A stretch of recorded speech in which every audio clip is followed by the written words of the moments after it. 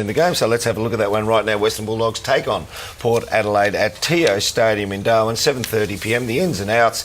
Boyd, big out there for the Western Bulldogs. Tom Young goes out with a calf also. Wallace and Talia come back in. Parko, let's have a look at the doggies. Yeah, I mean, Wallace is a good inclusion, but Boyd's been such a sense player for such a long time. 39 last week. Oh, yeah, that's a terrible loss in a pretty important game to look at. People say it was a somewhat surprising, but I thought a very deserving and memorable win against the Saints. I loved the contest. I sat and absolutely... Wasn't it a good game? For 15th v 16th, it was a great game. And it kept going at that intensity for the whole time. I love that.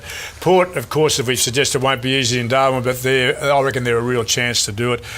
Boyd and Griffin were at their best last week, but I love the two kids. Stevens, he's just developed and becoming a really good midfielder, and Johannesson is an emerging talent as well.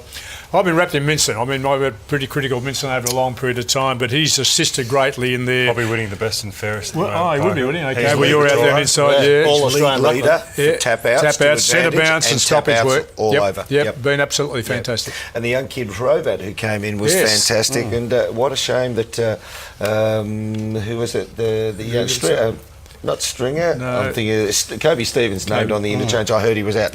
No, he's right. So he's good to go. He had a fantastic game last week. Let's have a look at the Port Adelaide ins and outs. Now Thomas is out with a shoulder, Moore and Calhoun out. Hitchcock, Homsch and Need come back in. Shorey, let's have a look at Good to see Jakey Need to get back into the side. They're amazing the last month what's happened with this team. They're still fourth for best stopping inside 50s and second for scores once they get it in. But the big one is they're now bottom four for scores off opposition turnovers, so they're not putting enough pressure, I reckon, around the ball to make sure that they get those shots of goal. Hamish Hartlett's just gone down from nearly 10 to 12 possessions on average every week over the last 5 weeks, so they've got to find a way of getting him into the game. And a great year by Matthew Broadbent. Gets under the guard, good goal scorer, and also goes in the midfield. Hartlett's heard him of fantasy football stuff. Oh, yeah, is he right? I think they're pushing him on the half-back flank now because I think they're trying to get some run out of him. Kenny Hinkley, the power coach, also will be on the couch next Tuesday. Monday night football, so we don't have on the couch until Tuesday. What are we going with in terms of tips this game, guys? I'm going to Bullies still. I think they're doing it pretty well, so I'm going to stay that way.